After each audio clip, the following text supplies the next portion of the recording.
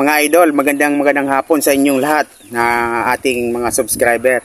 For today's video, gagawa tayo or mag-spray tayo ng foliar gamit ang pure black molasses. Ayan. So ito, nakaselyo pa. So mayroon na tayong naka-ready na dyan. So itong pure black molasses is pure organic po siya. Walang halong chemical, purong natural. Ayan. So, dahil hapon ngayon, mag-alas 5 is mag-spray tayo. Ito na po yung mini-maintenance ko sa linggo-linggo tuwing mag-harvest or after mag-harvest kami ng sili namin. Ayan. So, gagamit tayo ng kutsarita at saka yung molasses. Sa mga nagtatanong kung saan nabibili itong molasses is sa mga farming station or sa mga agriculture store. Ayan. So, ito ay 16 liters or 20 liters. Ang ratio po nito is 2:1 ratio. Dalawang kutsarita ng molasses at saka 1 litro ng tubig. So, i-times nyo lang po 16 times 2. 32 na kutsarita, teaspoon ng molasses, black molasses, at saka 16 liters na tubig. Ayan. So, proceed na tayo. Make sure malinis yung sprayer nyo. Tsaka walang dumi. Hugasan nyo muna or sabunin nyo. Or kaya naman maligamgam na tubig. So, lagay na muna natin yung tubig natin. Ayan. So, meron tayong tubig. Kuha kayo ng tubig yung sa poso or sa tubig ulan. Mas mainam kung rainwater or tubig ulan. Ayan. So, lagay muna tayo ng kalahati. Yung kalahating tubig, lalagay ko muna dito. Ulitin ko yung ratio po nito is 2:1 ratio. Dalawang kutsaritang molasses and then 1 litro na tubig. Ayan.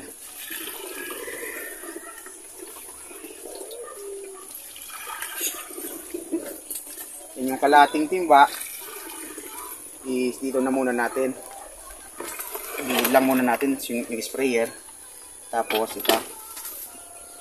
Dito na natin isasalin para mahalo siya ng maigi. Ayan.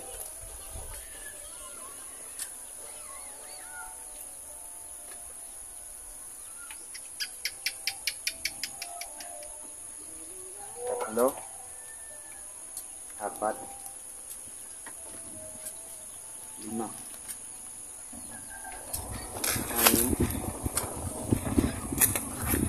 Ito.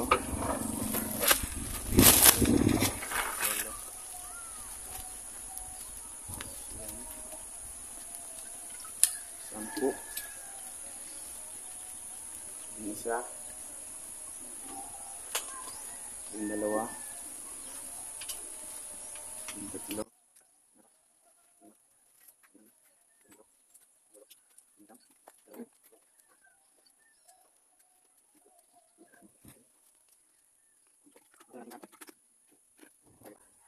Ayan.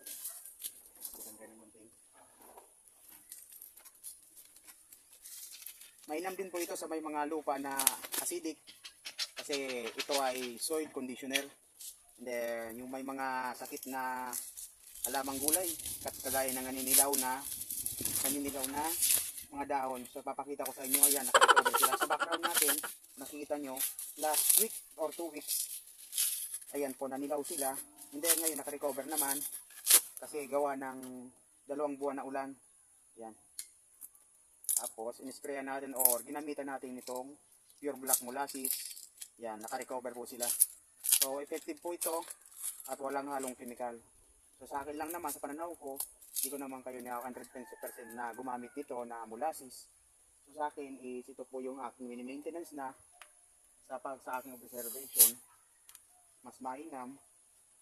Sa tingin ko lang po, ito po yung effective para sa aking mga pananim. Padagdag lang tayo.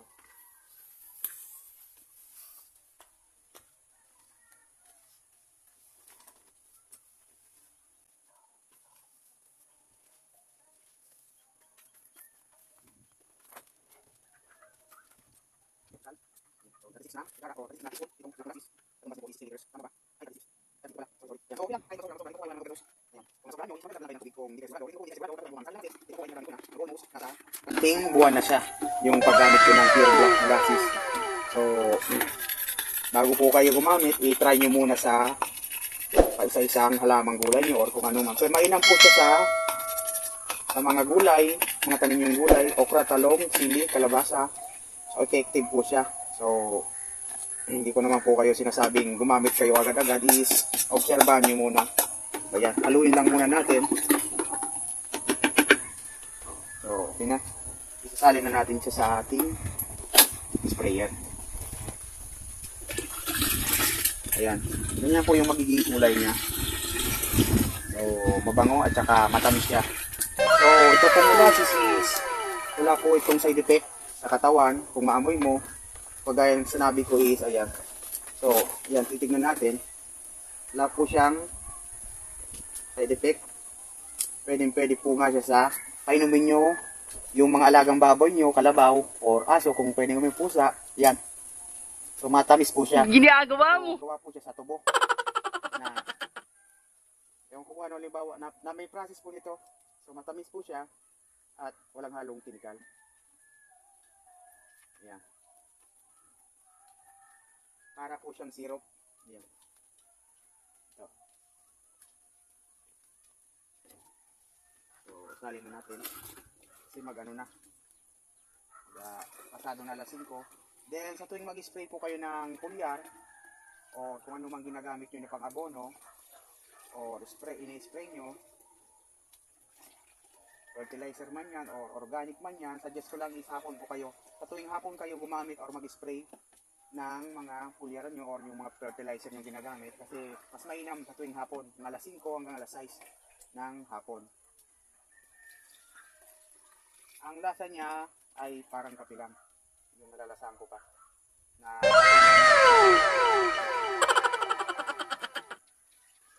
yan.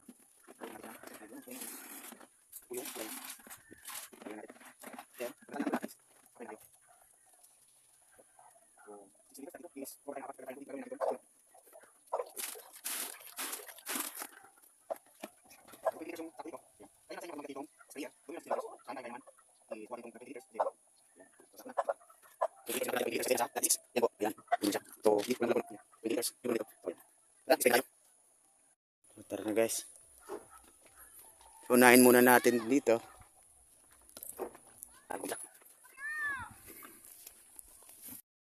Nakikita nyo ito, naka-recover po siya. So ginamitan natin siya ng pure black molasses. So dati naninilaw at saka doon yung sili natin at saka doon pa sa kabila is ganito na yung pamumunga at saka pamumulaklak. Almost mag 5 months na itong ano natin yun. So tik pa siya sa bunga at saka tik pa sa bulaklak. And dire-diretso yung pamumulaklak niya. Yan. Try na tayo.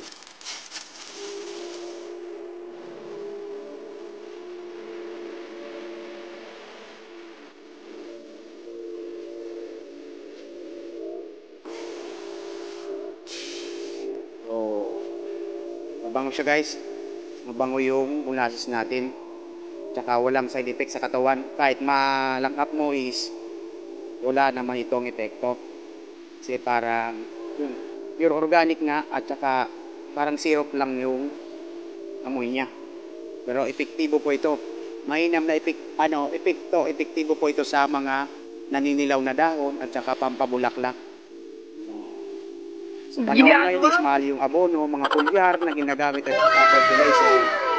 So, para sa akin, mas mainam itong pure organic, walang halong chemical. Ayan o. So, na-harvestan pa lang natin to last 2 days. So, may binibigay pa naman siyang bunga.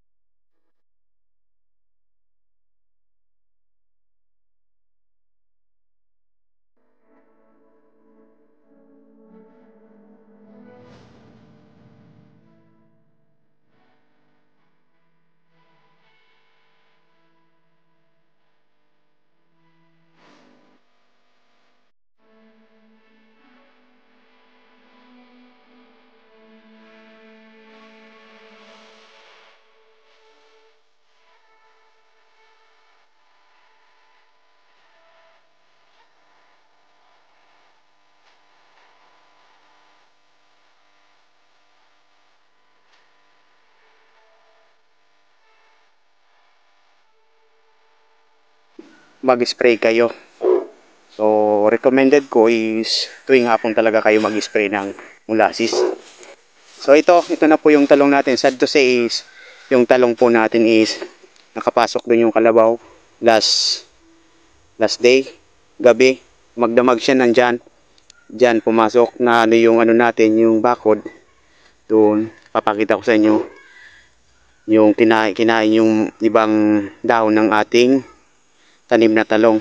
So ito po, pwede po siya talaga sa iba-ibang klase ng gulay itong spray natin. Kagaya nito, spray tayo sa lupa. Pwede sa top. Spray sa lupa at saka pwede din sa top. Ayan.